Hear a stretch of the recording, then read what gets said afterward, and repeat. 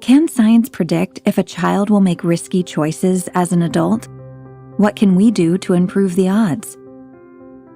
It appears one of the biggest factors is the average amount of emotional safety that a child feels throughout their childhood. For every person a child meets, they view that person as somewhere on this spectrum.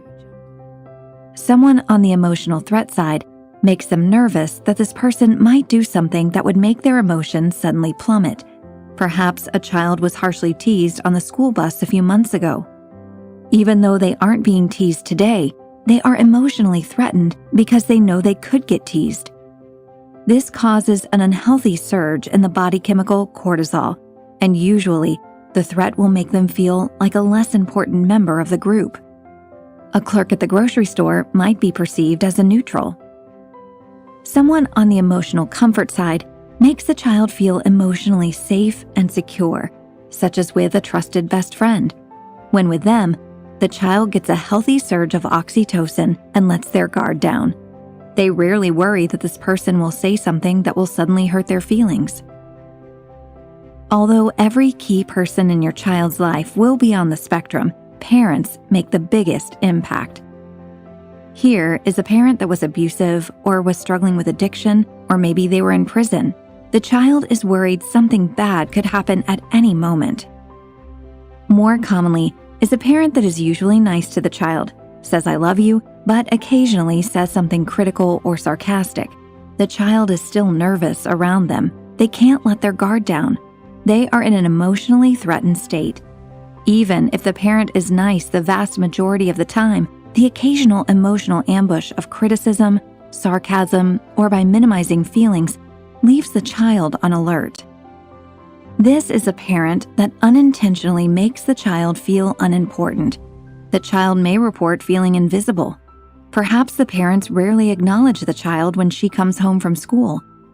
In another video, we explain why feeling invisible is emotionally threatening and how the child is nervous that the parent will do or say something that confirms the child is unimportant, causing the child's emotions to plummet. This is a parent who has a deep bond with the child. Perhaps they always notice and care when the child is upset. The child feels like the parent understands their feelings. They feel the parent gets them. The child feels safe and can be vulnerable. This parent doesn't have a deep bond with the child, but would almost never emotionally ambush them. If they did, they would apologize, or at least feel really bad about it. The parent may not know how to have a close relationship, but the child can tell the parent genuinely likes them and wants them to be happy. But parents don't treat their kids the same, whether they admit that to themselves or not. Let's look at a family with 2 kids and see how the same mom causes a different emotional safety score for each of her 2 children, even though she is trying to treat them both the same. Let's first look at child 2. Perhaps the mom and child 2 are both introverts. They also have the same interests, such as sports or fashion. Child 2 may be the easier child to parent. Child 1, on the other hand, may be an extrovert. This is less comfortable for mom, so she subconsciously distances herself from that child and spends more time with the other. Child 1 notices this and tries to get attention with negative behavior. The parent responds by criticizing the child and implying that they should act more like child 2. This causes the child to be flooded with negative emotions, and the child will feel even more emotionally threatened. This shows a major reason why child 2 goes on to make good choices and have high levels of well-being, while child 1 seems to struggle. It is pretty common for both parents to treat one sibling with more emotional safety than their sibling, because they subconsciously prefer some traits of that child. Child 1 will feel excluded from the inner circle of the family and will reject many of the family's morals and beliefs. Of course, the child is around other people than just their parents.